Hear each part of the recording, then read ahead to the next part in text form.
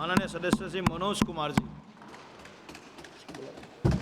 धन्यवाद अध्यक्ष महोदय कि आपने मुझे इमिग्रेशन एंड फॉरेनर बिल 2025 के ऊपर विचार करने और बोलने का अवसर दिया। महोदय, यह विधेयक न केवल कई मौलिक अधिकार का उल्लंघन करता है, बल्कि यह सरकार की नाकामी छुपाने का एक प्रयास भी प्रतीत होता है। अवैध रूप से भारत में रह रहे विदेशी नागरिक को पकड़ने या पहचान करने में और आतंकी गतिविधियों को रोकने में विफल है। इस विधेयक को या तो संयुक्त संसदीय जेपीसी को भेजा जाए या फिर से इसे पूरी तरह से वापस लिया जाए। महोदय, हम बात करते हैं कि भारत विश्व गुरु बनने की तरह काम कर रहा है, हम विश्व गुरु बनेंगे, लेकिन अफसोस उस बातों पर होता है हम भारतीयों को, जब हम देखते हैं कि हमारे लोगों को, जब हम जाते हैं अमेरिका में और कुछ लोगों का नाम लेकर के, उनके सरकार के नाम को लेकर के हम उनका जय जयकार करते हैं, जय जयकारी लगाते हैं, और जब हमारे लोगों को महोदय हथकड़ी पहना करके और हमारे देश में भेजा जाता है और एक तरफ हम बात करते हैं कि हम दुनिया का विश्व गुरु बनेंगे, तो अफसोस होती है महोदय।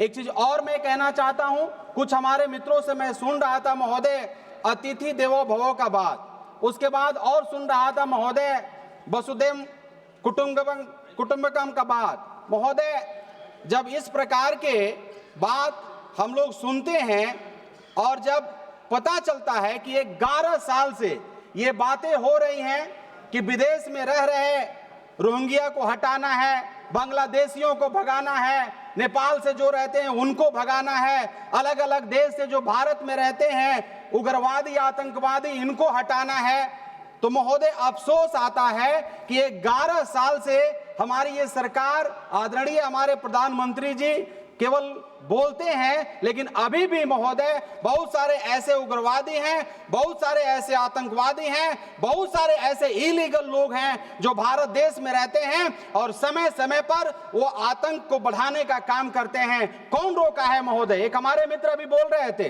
कांग्रेस के बारे में नाम लेकर के हमारे पार्टी के बारे में बोल रहे थे, कौन रोका है आपको? 11 साल से आप केवल बात कर रहे हैं, क्यों नहीं आपने नियम बनाया, कानून बनाया? कौन रोका है आपको इनको हटाने के लिए? आप केवल वोटों का राजनीति करते हैं। जब जब इलेक्शन आता है आप रोहिंग्या को लेके चले आते हैं, जब जब आप इलेक्शन आता है बांग्लादेशियों का बात करते हैं महोदय, लेकिन 11 साल से आपने दिल्ली में रह रहे रोहिंग्या को क्यों नहीं हटाया? ये सवाल, ये प्रश्न उठता है।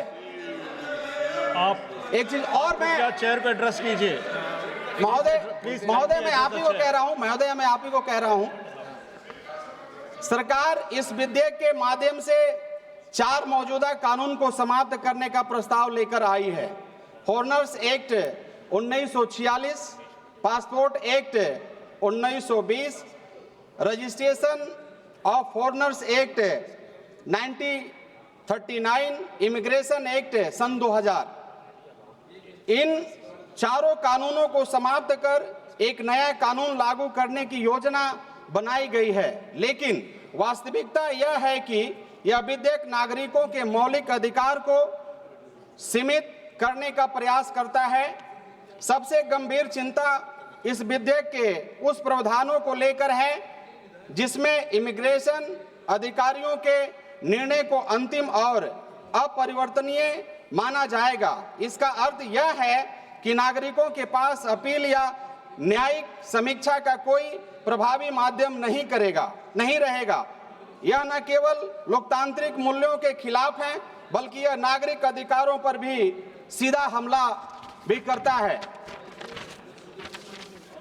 माननीय अध्यक्ष महोदय, यह विधेयक सरकार के विफलताओं से ध्यान भटकाने का है, इसलिए मैं सरकार से आग्रह करता हूं और कुछ बात आपके समक्ष मैं रखना चाहता हूं कि आपको मालूम होगा कि हमारे भारत देश में बड़े तादाद में बेरोजगारी है।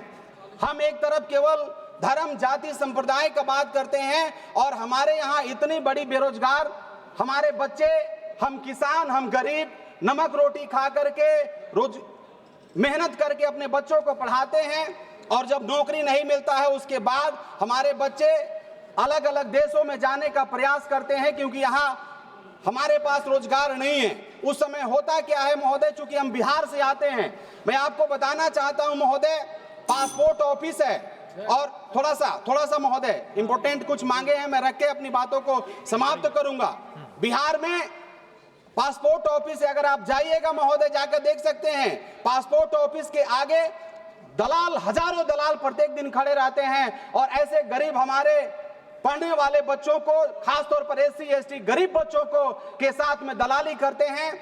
वीजा के लिए हमारे बच्चे यहाँ दिल्ली में, कलकत्ता में, बम्बे में भटकते हैं महोदय। उनके साथ बहुत सारे दलाल हैं जो धोखाधड़ी करते हैं, इस पे रोक लगना चाहिए महोदय। बहुत सारे हमारे मजदूर भाई हैं महोदय जो जा करके अलग अलग, अभी मेरे ही कंस्टिट्यूएंसी का एक ड्राइवर जो था वो दुबई में काम करता था, एक्सीडेंट हो गया, मौत हो गई, उसका डेड बॉडी लगभग 15 दिन लाने में भारत देश में लगा। इसमें सुधार करना चाहिए महोदय। महोदय एक मिनट महोदय, एक इंपॉर्टेंट मांग है। असम में बहुत सारे बंगाली और अल्पसंख्यक फॉरनर ट्राइबल के केस में फंसे हुए हैं, उनके बारे में सरकार क्या करेगी, ये मैं जानकारी आपके माध्यम से लेना चाहता हूं, मुझे प्रदान किया जाए। एक आधा मिनट और महोदय, एक चीज और मैं कहना चाहता हूं महोदय।